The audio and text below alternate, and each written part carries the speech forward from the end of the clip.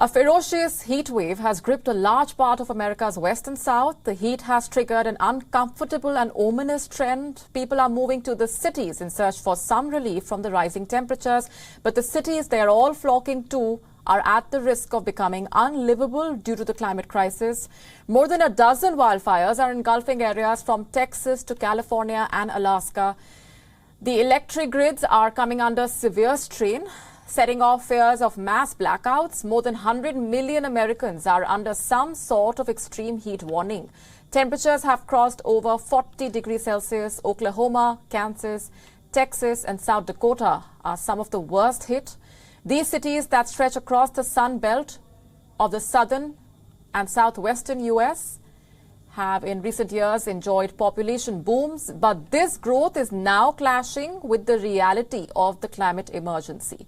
Cities under the Sun Belt are enduring the worst drought in more than 1,000 years. Record wildfires, punishing heat, triggering a range of medical conditions as well as excess deaths. Democrats and environmental groups have been calling for the president to take bold actions. And finally, after weeks of torturous heat and deaths, President Joe Biden announced billions of dollars to help the states cope better with the extreme heat, but he stopped short of declaring a climate emergency.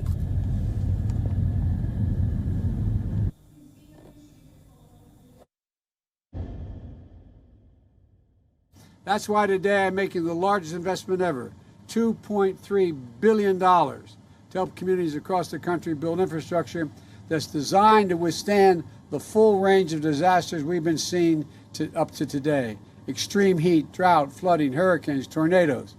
Right now, there are millions of people suffering from extreme heat at home. So my team is also working with the states to deploy $385 million right now. For the first time, states will be able to use federal funds to pay for air conditioners in homes, set up community cooling centers in schools where people can get through these extreme heat crises.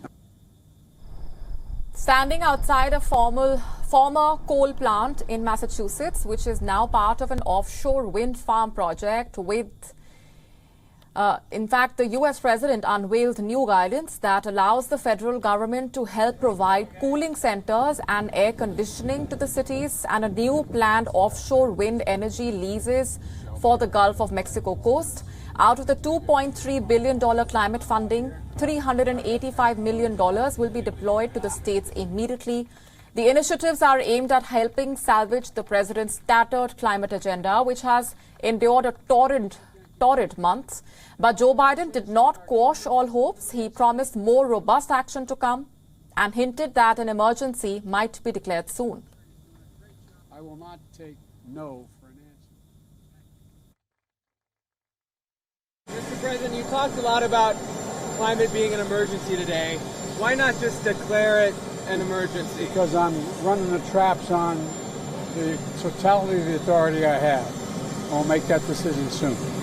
And what would be the ramifications of doing it? Do you think you'd be able to do more? Well, I think I can do more unless the Congress acts. In the meantime, I can do more because not enough is being done now. And so there's still discussions going on about whether or not there will be some action on my climate plan. And that's, I'm told that's in play. And we'll see. We'll see what happens. Invoking a national emergency over climate change would unleash sweeping actions like banning U.S. crude oil exports, ending offshore drilling, or speeding the manufacturing of electric vehicles. But some of these steps would be politically explosive. It could send gasoline prices soaring and threaten to alienate European allies that are looking to the U.S. fuel supplies to ease their dependence on Russia.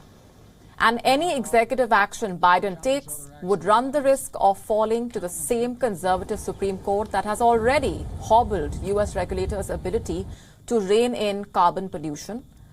Environmental experts have welcomed Joe Biden's new executive actions.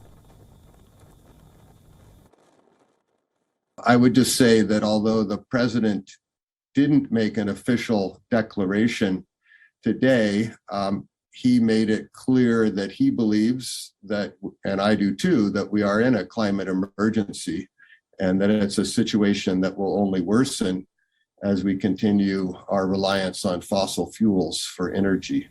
WION now available in your country. Download the app now. Get all the news on the move.